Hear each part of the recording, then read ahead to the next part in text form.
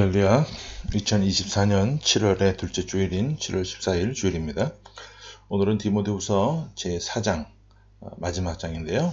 1절부터 8절까지의 말씀을 본문으로 삼아서 믿음의 소신과 악한 고집, 믿음의 소신과 악한 고집, 이런 제목으로 함께 하나님의 말씀을 나누기를 원합니다.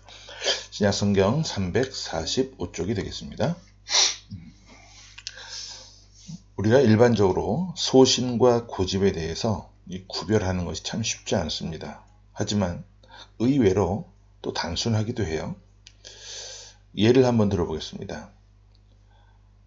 한글을 창제한 세종대왕이 한글을 만들기로 결심을 하고 대신들에게 자신의 소신을 밝혔을 때 대신들 중에 세종대왕의 뜻에 동의한 사람은 거의 없었습니다.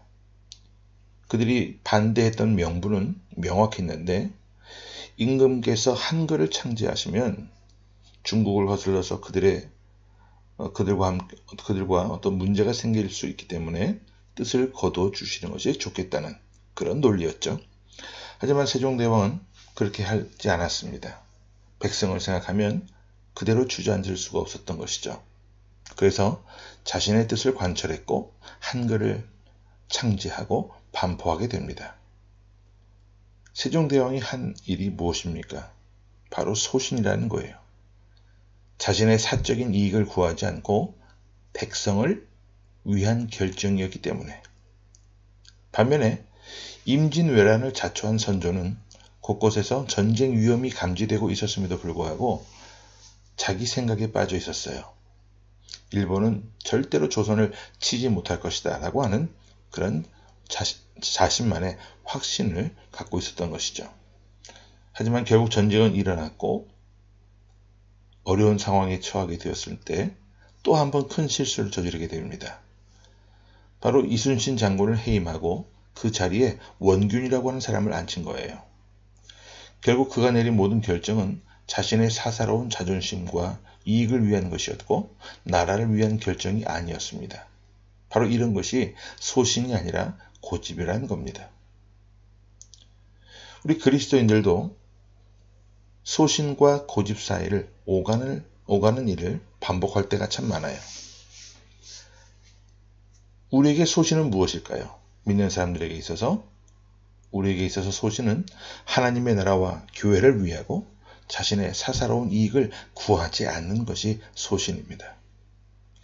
그런데 사실 우리는 하나님 말씀에 근거하지 않고 개인의 이익과 욕망에 마음을 두고 결정할 때가 많이 있어요. 바로 이런 것들은 영적인 소신이 아니라 자기 아집과 고집이라는 겁니다.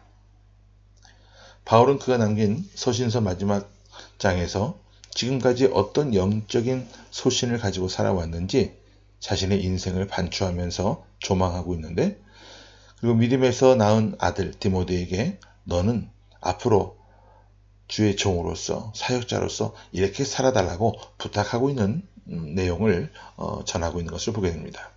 그러면 우리 본문 1절과 2절 말씀을 먼저 함께 보겠습니다.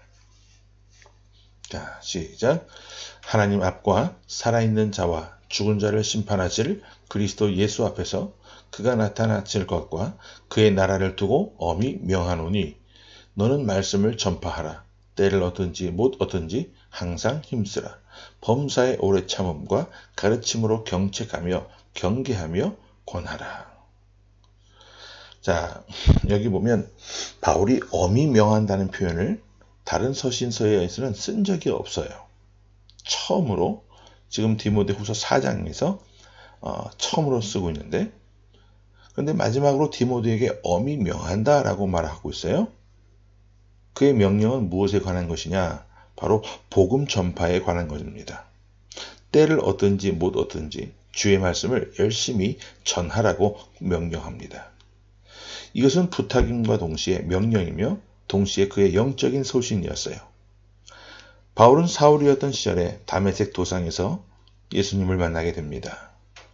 예수님께서 바울에게 아버지의 뜻을 전달해 주셨고 이방을 위하여 택한 나의 그릇이라는 하나님의 그 크신 뜻을 가슴에 품고 그때부터 때를 얻든지 못 얻든지 환경이 열리든지 열리지 않든지 그의 상황이 어떠하든지 상관없이 복음 전파를 위해서 힘써 오게 됩니다.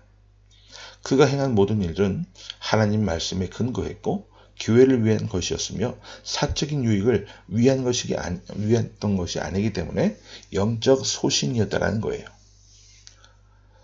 바울은 복음을 전하다가 돌에 맞아 죽을 뻔한 일도 많이 겪게 되었었죠. 루스드라에서 돌에 맞아서 거의 죽게 되었는데 다시 일어나서 성 안에 들어가서 그 피를 철철 흘린 그 몸으로 복음을 전합니다. 에베소에서도 유대인들이 그를 막아서 복음을 전하지 못하게 했어요. 하지만 바울은 두란노 서원을 세워놓고 그곳에서 밤낮 눈물로 하나님의 말씀을 전하고 오고 가는 사람들에게 진리의 말씀을 증거합니다. 그리고 로마 감옥 가택연금 상태에 있었지만 그의 갇힘도 복음 전파를 막을 수는 없었어요. 2년 동안이나 모든 사람들을 영접하고 말씀을 전합니다. 항상 최선을 다해서 주의 말씀을 전하는 그런 삶이었기 때문에 남은 일을 이제 자신이 하지 못하게 될 그런 일들에 대해서 디모데에게 부탁을 하는 것이죠. 오늘 우리가 이 바울의 마음을 한번 헤려보고 과연 나는 무엇을 위해서 살고 있는지 한번 돌이켜볼 수 있기를 바랍니다. 내가 지금 하는 모든 일들이 영적인 소신에 근거한 일인지 아니면 자신의 고집과 아집에서 비롯된 일인지 내가 지금 마음을 두고 있는 것이 말씀에 근거한 것인지 교회 공동체를 위한 것인지 고집을 채우기 위한 일인지를 생각해 보아야 한다는 거예요. 깊이 생각해 본 후에 우리의 행동이 소신이 아닌 고집 위에 서 있다면 그 고집을 꺾어내고 영적인 소신을 위해서 달려가야만 합니다. 현재 우리나라 국가대표 축구 감독을 임명하는 일에 대해서 지금 굉장히 시끄러운 뉴스들이 많이 나타나고 있는데요. 저도 좀 갑갑해요. 5개월, 거의 6개월이라는 시간이 있었는데 전임 감독을 그만두게 하고 난 이후에 유럽에서 좋은 감독들을 데려오는데 물론 한계는 있었겠지만 최근에 연봉도 자신이 조정하고 한국에서도 거주하겠고 또 한국 대표팀을 어떻게 이끌어 보겠다라고 하는 그런 PPT 자료를 50장 넘게 준비해서 적극적으로 면담에 임했던 한 감독이 있었잖아요. 그런 감독을 어떻게 홍명보 감독하고 비교할 수 있겠어요? 홍명보 감독도 좋은 성적을 냈던 감독이긴 하지만 유럽에서 잔뼈가 굵은 감독과 비교를 하는 것은 어렵죠. 아직도 우리나라는 배워야 될 그런 단계잖아요. 그런데 이런 것들을 다 싹 다 무시하고 행정력이 없는 사람들이 일을 처리하니까 뭔가 매끄럽지 못한 그런 모습들로 일을 처리하고 특정한 몇몇 사람들이 쉬쉬하면서 일을 만들어내고 그래서 그 안에 있던 사람들이 그것을 또 사실대로 얘기하면서 시끄러워지고 있는데 바로 이런 모습들이요 아집이고 고집이라는 거예요. 바울이요 디모데에게 지금 말합니다. 복음을 전하다가 기쁘지 않은 일, 영적인 소신이 꺾이는 일도 경험하게 되는데 그럴 때마다 흔들리지 말고 아랑곳하지 말고 열심히 복음을 전하라고 부탁을 합니다. 자, 우리 계속해서 3절과 4절을 보겠습니다. 자, 시작. 때가 이르리니 사람이 바른 교훈을 받지 아니하며 귀가 가려워서 자기의 사욕을 따를 스승을 많이 두고 4절 또 그 귀를 진리에서 돌이켜 허탄한 이야기를 따르리라. 이런 행위는 복음 전파자에게 있어서 굉장히 치명적인 겁니다. 복음 전파자가 기쁠 때는 그가 전한 복음을 듣고 사람들이 돌아올 때예요. 한번 설교하면 수십 명이 수백 명이 회개하고 돌아오는 그런 역사가 일어나게 된다면 정말 기쁘고 감격스럽고 행복할 겁니다. 그런데 바울이 복음을 전할 때도 많은 사람들이 그를 반대하고 돌을 들어서 치료한 일이 많았어요. 디모데가 복음을 전할 때도 이런 일들이 늘 일어나게 될 것인데 그때마다 소신을 꺾지 말고 열심히 최선을 다해서 복음을 전하라고 말합니다. 여러분, 사역자가, 목회자가 힘이 빠질 때가 언제냐면 하나님의 일을 나름대로 충실히 감당하고 하나님의 뜻을 붙잡고 기도하고 나아갈 때, 그런데도 불구하고 아무런 반응이 없을 때예요. 하지만 그 길이 올바른 길이고 하나님께서 원하시는 길이라고 한다면 전도자의 직무를 성실하게 수행하고 감당해 나가야 합니다. 우리는 전도할 때 비슷한 경험을 해요. 열심히 기도하면서 말씀을 전했는데 상대방이 너무 냉담하고 너무 거칠게 나올 때 포기하고 싶을 때가 생기죠. 그러나 바울은 이렇게 또 말씀합니다. 우리 5절 보겠습니다. 자, 시작. 그러나 너는 모든 일에 신중하여 고난을 받으며 전도자의 일을 하며 내 직무를 다하라. 사람들의 반응에 대해서 너무 일일이 신경 쓰지 말라는 겁니다. 네가 맡은 직무는 복음 전파의 직무 아니냐. 그러니 그 일에 전심전력하고 소신 있게 초지일관 밀고 나가라는 말씀이에요. 자, 바울이 그렇게 행한 결과가 어떠한지 6절부터 8절을 보고 정리합니다. 자, 시작. 전제와 같이 내가 벌써 부어지고 나의 떠날 시각이 가까웠도다. 나는 선한 싸움을 싸우고 나의 달려갈 길을 마치고 믿음을 지켰으니 이제 후로는 나를 위하여 의의 면류관이 예비되었으므로 주 곧 의로우신 재판장이 그날에 내게 주실 것이며 내게만 아니라 주의 나타나심을 사모하는 모든 자에게 도니라. 여기 6절에 보면 전제라고 하는 것이 나오는데 이것은 마지막에 부어드리는 포도주를 말합니다. 포도주 색깔이 어때요? 핏빛과 같잖아요. 그래서 바울은 하나님의 제단 앞에 자신의 모든 것을 다 내어드리고 마지막에 피 한 방울까지도 모두 다 부어드렸다는 그런 말씀이에요. 그리고 바울은 선한 싸움을 다 싸웠다고 말합니다. 하나님께서 나에게 부탁하신 모든 일을 행했기 때문에 후회 없다는 거예요. 세상을 떠날 자, 하나님 앞에 갈 자의 당당한 믿음의 고백이죠. 하나님께 받은 사명을 성실하게 감당한 그런 사람은요, 하나님 앞에 서기 직전에 바울이 드린 이 고백처럼 우리도 이런 고백을 할 수 있는 삶이 되기를 바랍니다. 세상을 떠나기 직전에 후회하는 인생들이 얼마나 많은지 몰라요.